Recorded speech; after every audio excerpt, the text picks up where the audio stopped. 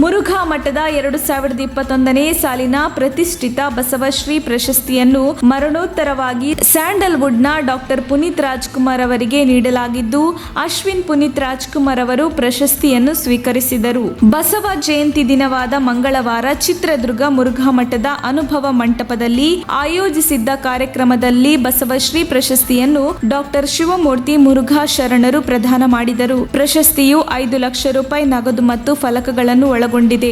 ಸಚಿವ ಬಿಸಿ ಪಾಟೀಲ್, ಶಾಸಕ ತಿಪ್ಪಾರೆಡ್ಡಿ, ಜಿಲ್ಲಾಧಿಕಾರಿ ಕವಿತಾ ಮನ್ನಿಕೇರಿ, ಸಿಇಒ ನಂದಿನಿ ದೇವೆ, ಪೊಲೀಸ್ ವರಿಷ್ಠಾಧಿಕಾರಿ ಪರಶುರಾಮ್ ಉಪಸ್ಥಿತರಿದ್ದರು.